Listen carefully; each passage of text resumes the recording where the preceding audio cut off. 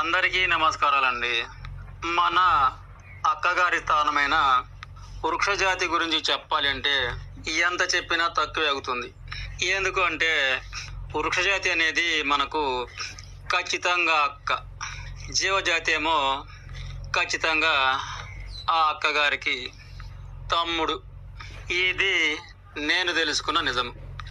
అక్క అనేది మనకు చిన్ననాటి నుండి కూడాను తమ్ముడు అనే మనను ఎంతెంతో జాగ్రత్తగా కాపాడుకోవడం అనేది కఠిన సత్యమే కదా. కనుక అక్క అనబడే ఆ వృక్షజాతి మనకు మనము పుట్టిన మరుక్షణం నుండి ఎన్ని రకాలుగా మనకు అండగా తోడుగా ఉండునో కొంతలో కొంత తెలుసుకునే ప్రయత్నం చేద్దాం. మనము పుట్టగానే చాటలో వేస్తారు కదా, ఆ చాట అనేది వృక్షజాతితోనే కదా తయారు చేసింది. అలాగే ఆ వృక్షజాతితోనే కదా ఉయ్యాలను తయారు చేసి మనను ప్రతి నిత్యము పెద్ద అయిందాక జోల పాట పాడుతూ అందులోనే కదా మనను పడబెట్టేది. ఇక అలాగే ఆడుకున్నటకు పిడికిలికి గిలక్కాయలని కూడా మన పెద్దలు ఇస్తే ఆడుకుంటాం కదా. అలాగే విద్య నేర్చుకున్నటకు కర్ర పలకలు కూడా అక్షరాలను దిద్దబడినవి కదా. అలాగే ఆడుకునేటప్పుడు కూడాను గోడిబిళ్ళ ఆట ఆడుకునేది కదా. అలాగే ఉండే ఇల్లు కూడాను వృక్షజాతియకు మొగరాలు, దూలాలు, వాసాలు, అలాగే పైన కప్పిన గడ్డి కూడాను వృక్షజాతికి సంబంధించిందే కదా. అలాగే దర్వాజలు, తలుపులు, కిటికీలు, కుర్చీలు, మంచాలు, అలాగే ఇంకా పంట చేను కాడ చుట్టూ కాపలాగా కంచె రూపంలో కట్టింది వృక్షజాతి అయిన గుంజలు, బొంగులు, కంప, అలాగే చేను కాయుటకు మంచెను కూడాను వృక్షజాతితోనే కదా మనం వేసుకోబడింది. అలాగే అటుకులు ఎక్కడానికైనా మేడలు ఎక్కడానికైనా లిచ్చెనలు అనబడేవి కూడాను వృక్షజాతితోనే కదా మనం చేసుకోబడింది.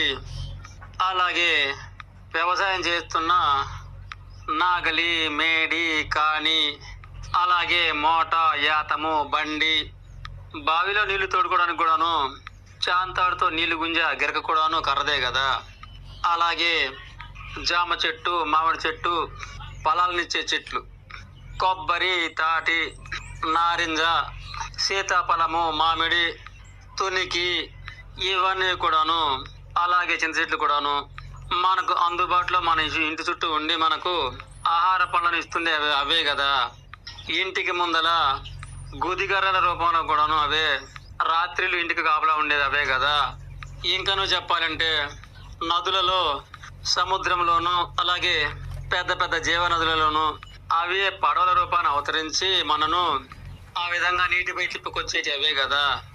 ఆ విధంగా మన అక్క అయిన వృక్షాలు ఇంకా ఎన్నెన్నో విధాల మనను అన్ని విధాల ఆదుకోబడింది వృక్షమైన అక్కలే కదా.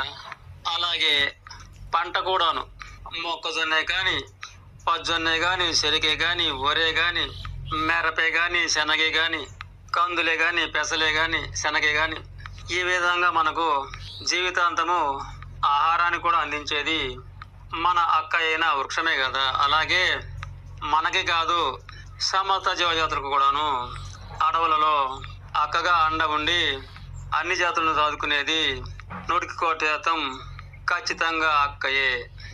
అందుకే అడవులలో ఉన్న 84 లక్షల జీవజాతులు కూడాను అటు అక్కకు ఎటువంటి హాని చేయబోవు. అక్క అండన్నే, నీడన్నే, సంకన్నే, కొమ్మల మీదనే బ్రతుకుతూ ఉంటాయి. కోటాన కోట్ల వృక్షాలు ఉన్నాయి, అలాగే అడవులలో కోటాన కోట్ల జీవులు ఉన్నాయి.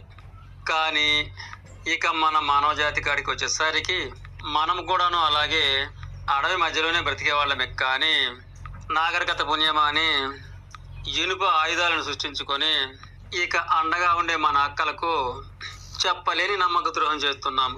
చెట్ల కింద ఉండే జీవులు కాస్త నాగరికత నేర్చుకొని మనము ఇక ఆ చెట్ల కింద నివాస గుడిసెలు, గృహాలు వేసుకున్నాము. ఇంకా తెలివి ఎక్కువ ఇప్పుడు ఆ గుడిసెల్ని, గృహాలని నమ్ముకొని నీడగా ఉన్న ఆ చెట్లను ఇదిగో ఆయుధాలు తయారు చేసుకొని నరికేసుకుంటూ ఉన్నాము. ఈ విధంగా మానవ నివాస ఊర్లు అనబడే చుట్టూ నిలువ నీడ లేకుండా ఇంటి ప్రక్కన చెట్టు ఉండకూడదు అంటూ కొందరు యాదవులు మేము నాగరికతకు మా వంతుగా ఏదో చేస్తామన్నట్లు ఆ విధంగా కొందరు పండితులమంటూ చెట్టు బరువు అంటూ ఇక ఊర్లలో గల చెట్టు నరికించే పండితులు పుట్టుకొచ్చారు. ఏది ఏమైనా మానవుడు పుట్టిన నుండి గిట్టే వరకు, అంటే జీవిత కాల పయనంలో కడకు తీరినప్పుడు ఇక వృద్ధాప్య యోగం అనేది ఆవరించిన తర్వాత ఇక అప్పుడు 2 కాళ్ళే కాదు 3వ కాలుగా ఆ అక్కయ్య అయిన ఆ చెట్టు కర్రయే చేతి కర్ర రూపంలో ఆ విధంగా చివరి జీవిత కాలంలో కొన్ని నెలలో కొన్ని సంవత్సరాలు అండగా ఉండి తోడబుట్టిన వారు, కడుపును పుట్టిన వారు, వారి కడుపును పుట్టిన వారు కూడాను చేయని సహాయంగా చేతికర్ర అనేది తన అవసర నిమిత్తం తిరుగుటకై కాలకృత్యాలు తీర్చుకుంటకై తోడుగా ఉండే మాట నిజమే కదా. ఇంతేకాదు సుమా, ఆకాశ ఆయుకాలం అనేది సంపూర్ణమైన తరువాత ఇక తిరిగి సృష్టిలో కలిపే ప్రయత్నములో మన అక్కయ్య అయిన ఆ వృక్షకర్రలే పాడ రూపంలో మనను తోడుగా ఊరు బయట దాకా మోయును కదా. అంతేకాదు సుమా, మనకు నిజమైన అక్క వృక్షమే గనుక ఇక మనతో పాటు తాను కూడాను కాష్టం రూపంలో అవతరించును కదా. మనకన్నా ముందే రెడీగా ఇక మనకు పానుపులా తయారై ఆ విధంగా ముందుగానే ఉండును కదా.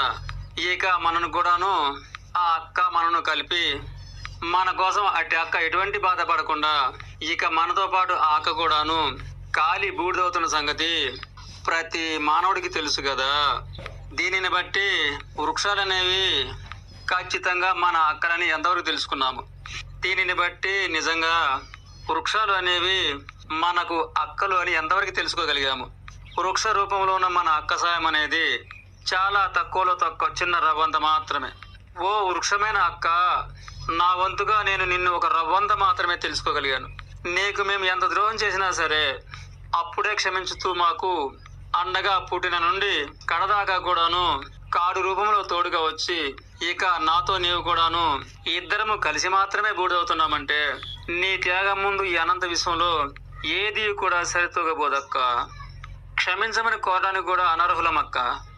మా ప్రతి తప్పు ఒప్పుగానే స్వీకరిస్తూ అలా అనంతకాలము కూడా మనమిద్దరము మనుగడ అనేది తథ్యమే కదా అక్క. అక్క నీ తమ్ముడను, తెలుసో తెలియకో తప్పులు మాట్లాడితే క్షమించమని కోరుకుంటున్నాను.